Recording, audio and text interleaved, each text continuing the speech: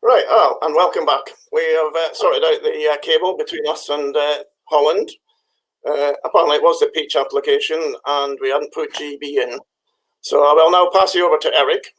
Eric will talk through his slides and I'll just manipulate them from this end. Okay.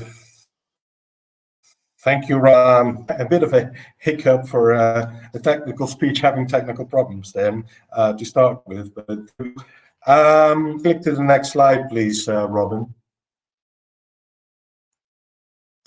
So I started Greenforce in 2016. I have worked before that. I worked for several breeding companies, in the flowers and goldsmiths. I started Greenforce for plant growing. I want to satisfy my hunger for why. So if you remember, little children always ask why, and that's their way of learning and learning quickly. I always ask myself the question why, because to better understand how plants grow and how we can influence the way of growing. I started Greenforce back in 2016 and started GreenSense, which is a plant monitoring system using sensors to log microclimates, to do some plant monitoring in ways of measuring plant temperature. Some probes into the potting to the root zone, and all that should result in growing it fast. Please, Robin.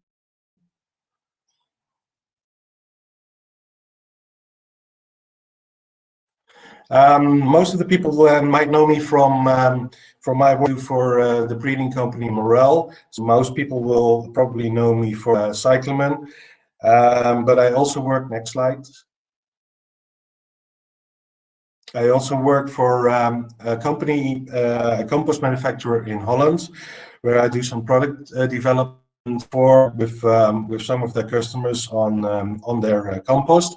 One interesting project that I'm working on at this time is to see if we can get some growth retardant through the compost on various crops. And in the picture here you see two types of pansies. It's the same variety, same sowing date, same potting date, everything, but just potted in a different compost.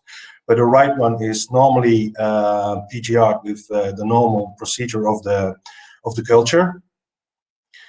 And the left-hand side is something that we did with the compost. It's mainly in starting feeding of the compost, and we are getting a lot more compact plants without growth regulators, or with less growth regulators. Next one, please. So when Chris asked me if I was willing to talk about challenges with green crops, I said yes, but I thought the main challenge at this moment in time would be to sell them. But from listening to Graham and Natalie earlier on today, I understand that should be a problem at all. If all the things that you as a growers have in internet sales and anything like that. My talk will be technical issues with spring crops, but like very often is the case, most of what I'm saying will be applicable to other crops and other seasons.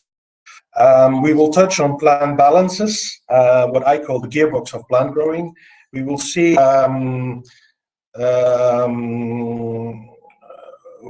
why growing a spring crop is much more challenging than growing a summer crop. We will look at a few images. We will even have a pint of beer, have a shot of whiskey at some time, and finally touch on the biggest challenges of spring crops as far as growing is concerned. Next one, please. So plants. Well, Greenforce on the principles of growing by plant empowerment, and don't know if you're all familiar with that, but it puts three balances in place, where balances is the plant balance. So it produces sugar out of carbon dioxide and water. To do that, next one, please. To do that, to produce these sugars needs energy, and that energy is produced by photoactive radium. Next one, please. Another of the three balances is irrigation and nutrition, and the fourth one, next one, please. It's moisture, so air humidity is a driving force for and with evaporation, it's the driving force for plants to absorb nutrients from. So all these balance work together, and it works like a gearbox. Next one, please. So to make a plant, make the process start turning, you first of all need energy from a light source. These gear sprocket wheels, they hook into each other and only all turn at a certain speed. So if the energy is higher, will run quicker, and vice versa, please.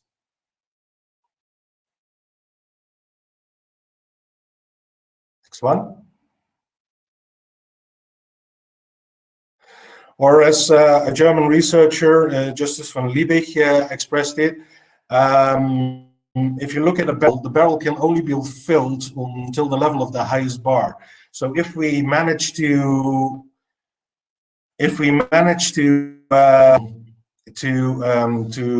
raise that lowest barrel bar, we can make the processes run smoother and more effective. Next one, please.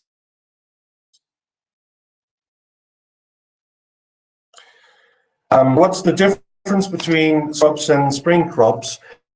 Is summer crops are mostly in winter time and flower in let's say May, June. So they grow towards the light, and during the culture, temperature normally are increasing. Next one.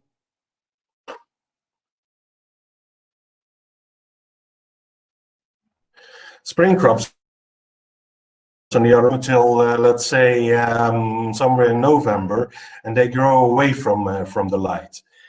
Next one.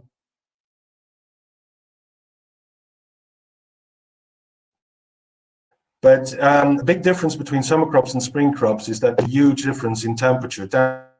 Temperature 50% lower than they are summer crops. It's around 10% of what the crops get in summertime. So the limiting factors here are the temperature and temperature for growing spring crops. Next one.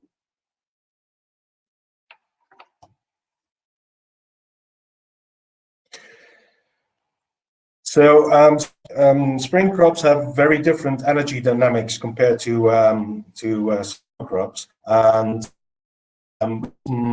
confront in often see is that we see some level of leaf yellow, if you like. So on the picture here, you see a crop of primrose that is just coming to some are a lot.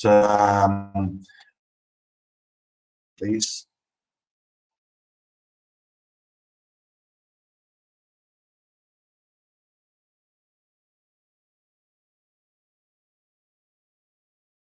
So if you look into a picture of that same variety, you see that the plants are coming into flower. Some plants are from the deficiency. So plants that are getting into flower contribute to Eric, could I just Eric? So therefore you start seeing efficiency when the plant comes into flower. Next one, please. Eric, could I just ask you to switch your video feed off? We can just hear you, but only just. If you switch your camera off, I might be able to get better. Just a sec. So as long as we can hear.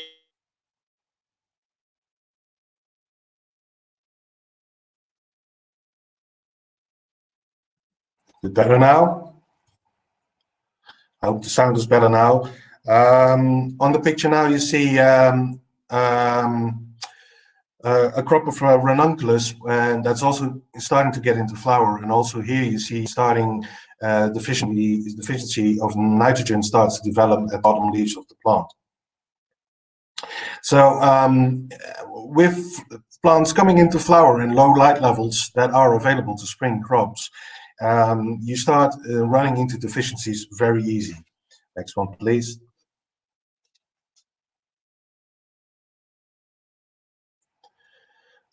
This is a picture I took in January from a Senecio Zanetti crop. Also here you can see a small flower bud developing, and some nutrients deficiency starting to develop. Deficiency of trace elements, really, and in this case nitrogen deficiency. Now this color might is hidden by cases of growth retardants, because you see that the older leaves are looking a bit darker, but there are some deficiency symptoms there as well. Next one, please. So if you continue growing a crop like that and run into deficiencies, it might result in a plant that looks really, really bad at point of sale, and might become very unattractive to sell. Next one, please.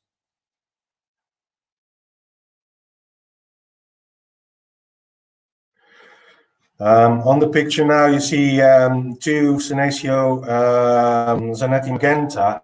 One is the left one is potted in week 43, and the right one in week 45. The plant from potted week 43 is starting to show deficiencies, but also in the plant from week 45, you can see the first symptoms coming into the picture as well. So as a grower, if you start reacting on these deficiencies by feeding, you're too late, because the chances of toning up this crop from this stage till, well, the point of marketing, they're virtually not there. So why do these spring crops suffer so much from deficiencies, or why do we see these symptoms so often in spring crops?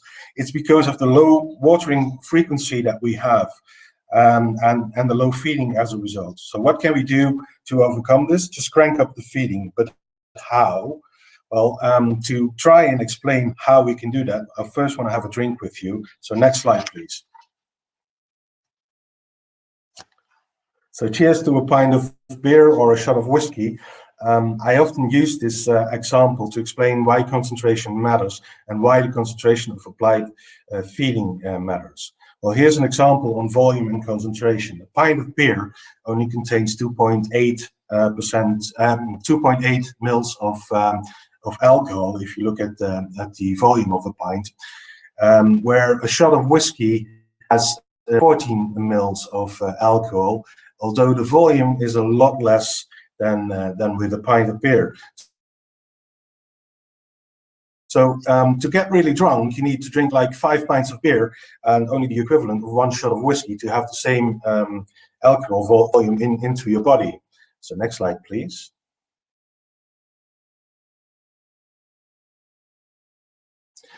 And that same applies, you can click once more, Roy.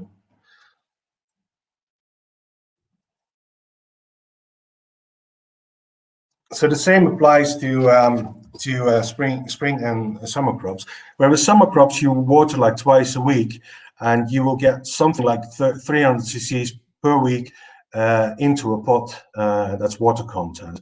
So if you fertilize these plants with 100 ppm of nitrogen, you get like 30 ppm in a pot on a weekly basis. Now, if you compare that to spring crops that are only like watered once every 2 weeks, you get only 75 cc's per week per pot. So if we would feed them with the same concentration of fertilizer, the same nitrogen content, it means that you would only get 7.5 ppm of nitrogen into that crop.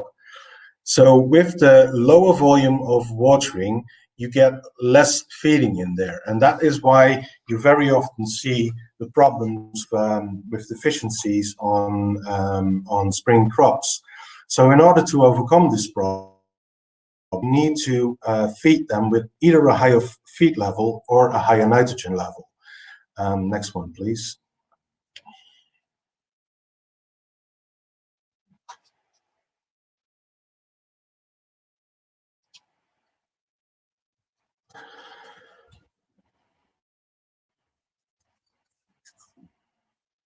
Next one. So, really, in a nutshell, to improve on quality of spring crops and to overcome deficiencies, you need to feed spring crops with 150 to 200 ppm of nitrogen with every watering. As a comparison to summer crops, you would feed them with 100 ppm of nitrogen, and that would be sufficient and not have any deficiency symptoms. Next one, please.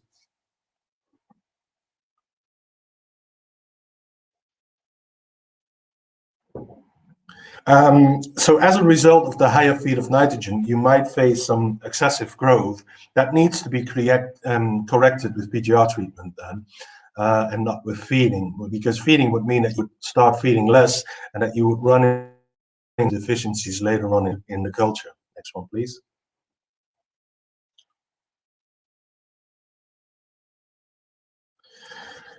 So the message really is that as soon as watering frequencies start to reduce, the feeding concentration needs to be increased. It needs to be in balance, so then the number of waterings needs to be corrected with a different charge of feed. Next one, please. So for spring crops, you could also choose the path of putting some controlled release fertilizers into the growing medium.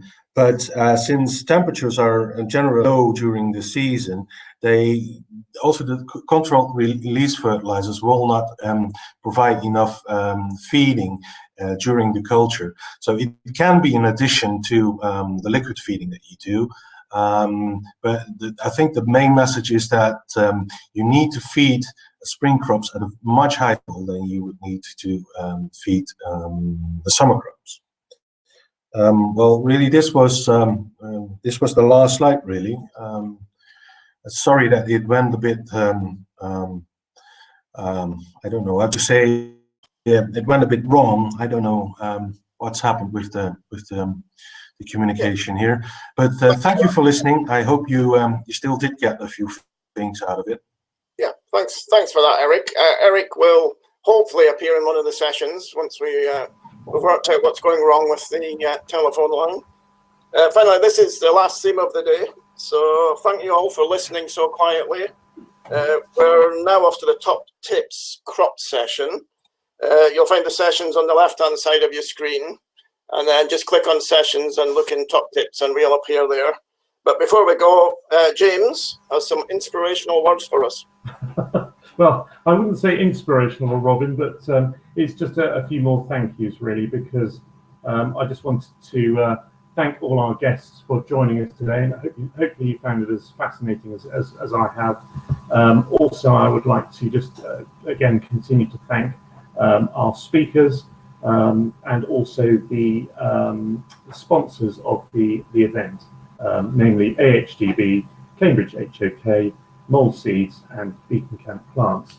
So before we go, it's just for me to sort of say good luck for 2021. We sincerely hope you have a fantastic season, despite the ups and downs as to what we're going to expect for the coming year. And also, I very much hope that 2022 conference will be face-to-face. Much as I've enjoyed today, there's nothing quite like the sort of the fun and games of a real live sort of conference on a one-to-one basis. So, as Robin says, there will be another session for themes 4 and 5 running in due course. But in the meantime, thank you. Safe travel home. I know that won't be difficult. And we look forward to hearing from you soon. Thank you very much.